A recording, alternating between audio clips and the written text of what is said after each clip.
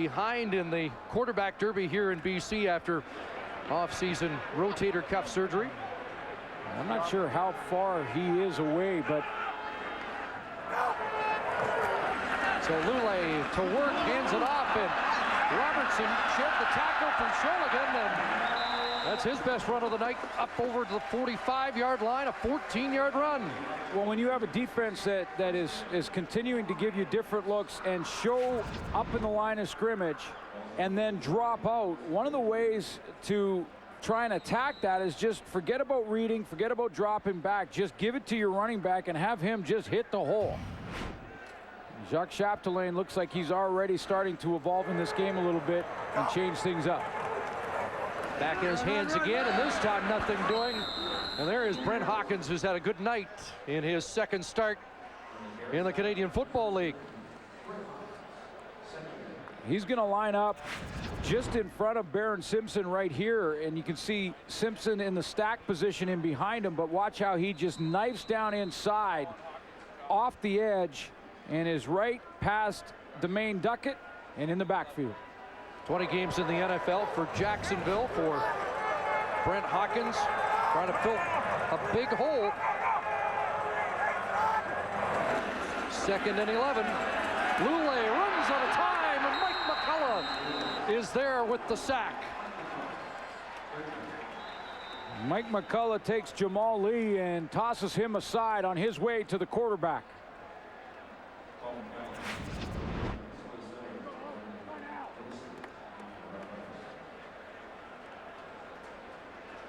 Coming off the edge, it's a one-on-one with Jamal Lee trying to come in and help out Travis Lule, and a nice little swim move there by Mike McCullough over the top. One-on-one, beat your man. That's what McCullough did. Roughriders had 4 sacks last week. That's their 2nd of the night. Dorsey at his 31. And he gets drilled. There's Elamimian again with a special teams tackle. Roughrider football when we come back.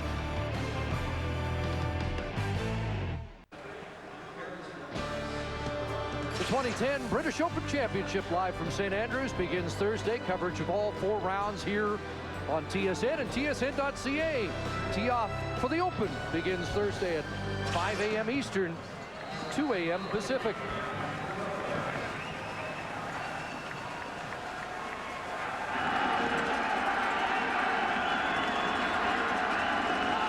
Roughriders start at their 36.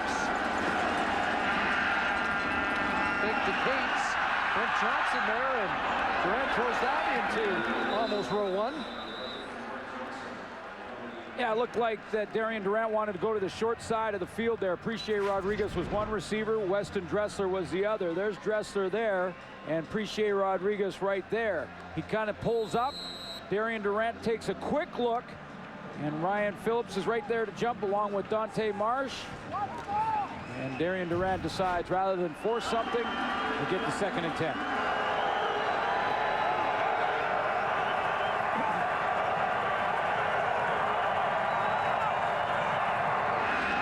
6 receiver pack, on a roll, open man, and a first down. Andy Fantu stretching further, already had the first, and want to make sure of that with his 4th catch of the night. Darian Durant will spread it around. You heard Matt Dunnigan at halftime talk about how this team loves the big play. But you can't just sling it every single play. You have to try and influence the secondary by bringing them closer to the line of scrimmage. Run those outs, run those timing plays, and then take your shot. Tonight, Fantus with his 200th career catch. And already 12 on the season. Hit screen. Rodriguez breaks the tackle and into Lion territory near the 50. Ken Miller told us last week Rodriguez could be a dangerous weapon, was still finding his way in this offense and been a little more effective tonight. Well, and I like what they have here offensively because they have Cates right here. He's option number 1 for Darian Durant as he exits to this side, but Darian Durant's going to fake that way and go back to Appreciate Rodriguez. Yeah, see how he looks over there, influence the defense back, so he's got 2 options either side of the formation. 3 D linemen for the Lions. First down, Saskatchewan over the middle, round bag through his hands and almost intercepted by Ryan Phillips, who had 4 last year, and all 4 were against Saskatchewan. It really is amazing that in his 4 interceptions were all against Darian Durant. He's up here in the corner, and he's going to jump this. He looks like he got surprised that this one isn't caught, because he's going up to make a clean tackle. Rob Bagg, so that the ball surprised him. But 4 interceptions, all 4 against the Riders, who loves to play against Saskatchewan. Darian Durant had 10 passes picked off by the Lions last year. 2nd and 10. There's a catch for Cates. He's got a ways to go, and he won't get to the first down. Been a CFL All-Star. Ryan Phillips will move in this year to the short side of the field, and when he plays the green and white, he is around the football. You mentioned the Ford last year. He has 22 career interceptions for the BC Lions, 9 of them, which is around 41% against Saskatchewan. And a touchdown last year. 2 teams split the season series last season, both winning their 2 games at home. Although prior to last year, the Roughriders had enjoyed a lot of success in Vancouver. In fact, since 2000, they're 8-8 here on the West Coast. They kick into the corner. Jordan is bumped out by Daniel Francis with a flag down. Looks like the Lions will be starting deep in their own territory.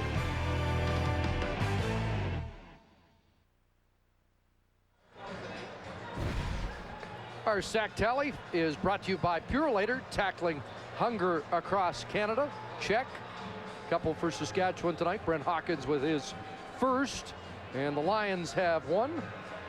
It'd be even more food if we were putting hurries on the board, because Saskatchewan has had 9 of them so far in this game tonight, as well as the 2 sacks, as well as 3 hits on the quarterback. So they are getting after it up front. Testament to the mobility of the quarterbacks involved. Find out if Lule is as elusive as Printers was until he went out with the hamstring. There's that pitch to Robertson. It was an illegal block on the punt return on Ryan Phillips, and that's why the Lions are starting inside their 10. A chance to see what Travis Lule can do, and a lot of people have made the comparisons, or at least said that he looks a lot like sort of a Dave Dickinson, Jeff Garcia mix. Now he's got a lot of stats to put on the board before you can actually compare him to those guys.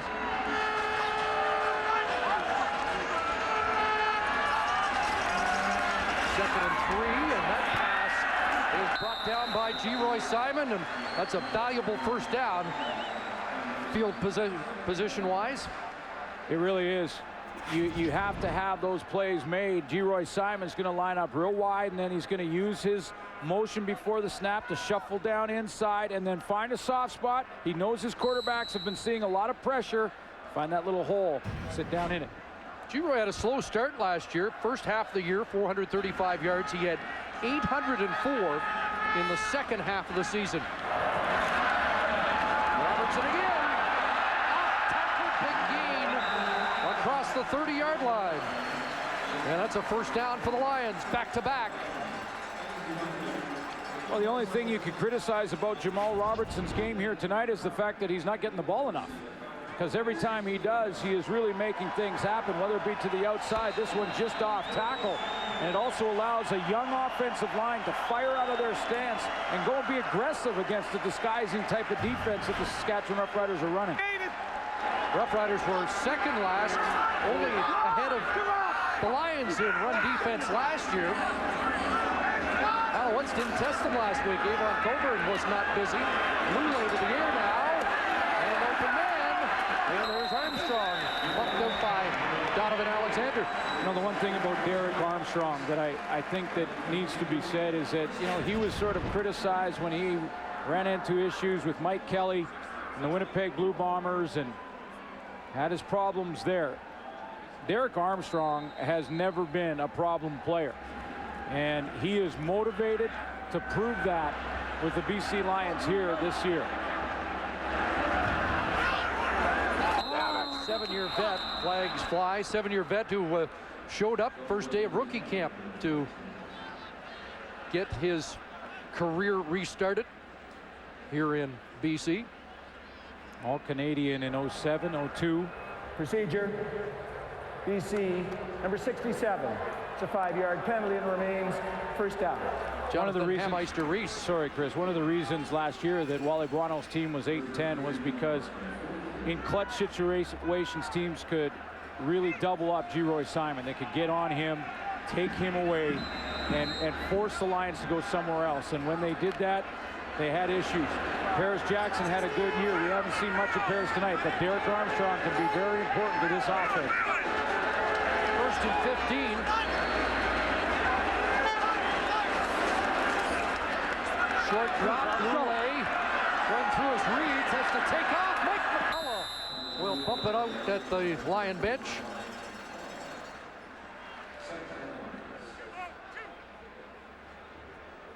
Mike McCullough's been around the football tonight, you know, in a couple of different plays. I believe he has a sack on the evening. He's getting a lot more playing time. Remember, Tad Cornegay is out of the lineup in the linebacking core. They brought in Daniel Francis to play there, but in different personnel groupings, Mike McCullough come in and make some plays. Remember, he played for in the middle of that defense last year for a bunch of games.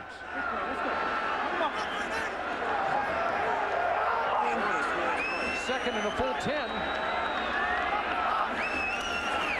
Put him up. Here comes the blitz. Fraser got away, and it's incomplete. Lance Fraser lowered the boom on Travis Lule. Well, you've got to give Travis Lule credit. He knew it was coming, and he knew Lance Fraser was going to get there. He's disguised it, or he would have been there a little bit earlier. He's right on the bottom of your screen here, and see him in disguise about 4 or 5 yards off the line of scrimmage. He backs up. Now, if he gets up a little closer, he gets there even faster. But Lule knows he's going to take that hit and just overthrows his target down the field. Fraser had a sack last week on Anthony Calvillo. High snap. McCullough takes off.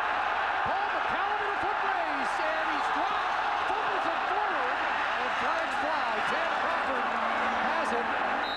You can't advance it on the fumble. Well, he had an open side, but what Paul McCallum didn't have was the speed to outrun Hugh Charles. Yeah, you can train with Geroy Simon, but yeah, he did have the opening, and it was a high snap, and that's why it took a second. Offside pass. BC number 4 at the flag. As a result of this ruling, yards have not been gained. It is Saskatchewan first down. Bud Steen explaining it, and it is Saskatchewan football. Turnover on downs. A gamble by McCallum. That doesn't work.